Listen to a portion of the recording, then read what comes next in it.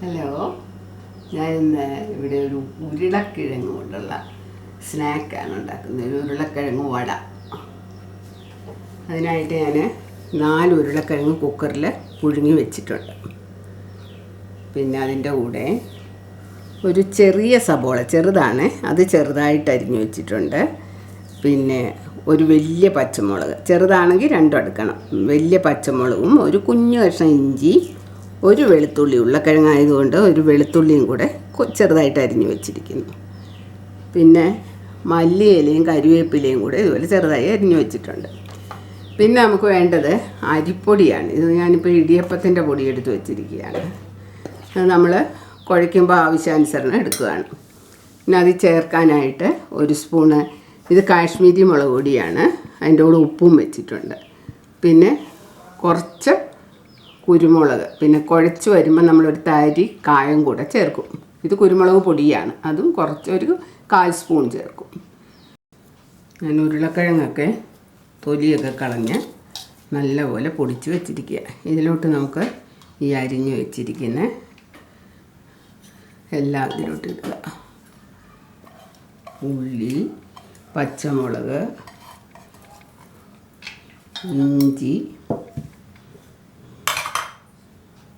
ഇലകൾ, കരിവേപ്പിലയുണ്ട്, മല്ലിയില, ഇതെല്ലാം ഒന്ന്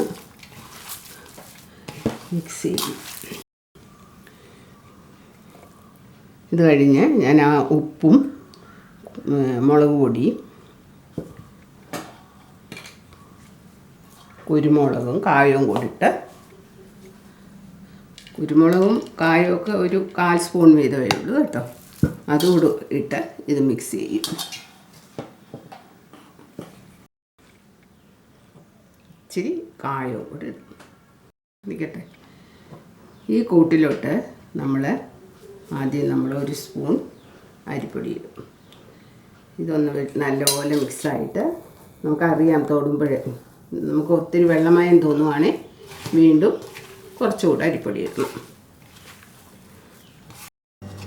ഞാനിങ്ങനെ നല്ലപോലെ കുഴച്ച് നീളത്തിലാക്കി വെച്ചിരിക്കുകയാണ്. ഇനി നമുക്കിതിൽ നിന്ന് ഓരോന്ന് കുറേശ്ശെ എടുത്ത് വടയുടെ ആകൃതിയിൽ ആക്കണം. ഈ ഷേപ്പാക്കി ഞാൻ നമ്മൾ ഉണ്ടാക്കിയ മാവെല്ലാം ആക്കി. എന്നിട്ട് ഒരു ചീനച്ചട്ടി വെച്ചിട്ടുണ്ട്. അതിലോട്ട് കുറച്ച് എണ്ണ ഒഴിച്ച്, എൻ്റെ എണ്ണ വേണമെങ്കിലും ഒഴിക്കാം കേട്ടോ. ഞാനിപ്പോൾ വെളിച്ചെണ്ണയാണ് ഒഴിച്ചിരിക്കുന്നത്. നമ്മുടെ എണ്ണയെല്ലാം ചൂടായി. ഇപ്പോൾ ഒരു മീഡിയം ഹീറ്റിലിട്ടിട്ട്, ഒത്തിരി ചൂട് വേണ്ട, മീഡിയം ഹീറ്റിലിട്ടിട്ട് ഇതിനെ ഓരോന്നായിട്ട് നമ്മൾ ഇടുക.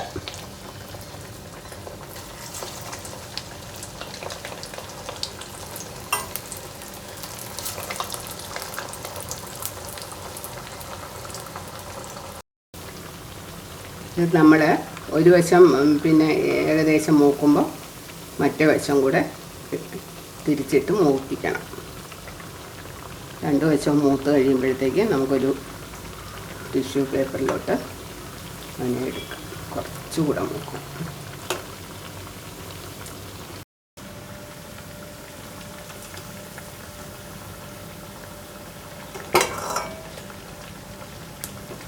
മൂത്തത് നമ്മൾ ഒരു ടിഷ്യൂ പേപ്പറിലോട്ട് എടുക്കുകയാണ്. ഇരിക്കുന്നുണ്ട്. വളരെ പെട്ടെന്ന് ഇത് നമുക്ക് ചിലപ്പോൾ കൂട്ടാൻ ഉണ്ടാക്കുമ്പോഴോ ഒക്കെ 2 കിഴങ്ങ് പുഴുങ്ങിയതുണ്ടെങ്കിൽ ഇച്ചിരി അരിപ്പൊടിയും ചേർത്താൽ വേഗം ഉണ്ടാക്കി കൊടുക്കാം. സോസും കൂട്ടി കഴിക്കാം. ഇത് എല്ലാവരും ഇത് ഉണ്ടാക്കുമെന്ന് വിചാരിക്കുന്നു. വളരെ എളുപ്പം ഉണ്ടാക്കാവുന്നതാണ്. ഒന്നും വേവിക്കുകയോ ഫ്രൈ ചെയ്യുകയോ ഒന്നും വേണ്ട. അപ്പോൾ എല്ലാം വേഗം കൂട്ടിക്കൊഴിച്ചങ്ങ് പരത്തി ഉണ്ടാക്കിയാൽ മതി. അപ്പോൾ എല്ലാവരും ഉണ്ടാക്കുക, ലൈക്ക് അടിക്കുക, കമൻറ്റുകളൊക്കെ തരിക, ഷെയർ ചെയ്യുക. സബ്സ്ക്രൈബ് ചെയ്യാത്തവരുണ്ടെങ്കിൽ സബ്സ്ക്രൈബ് ചെയ്യുക.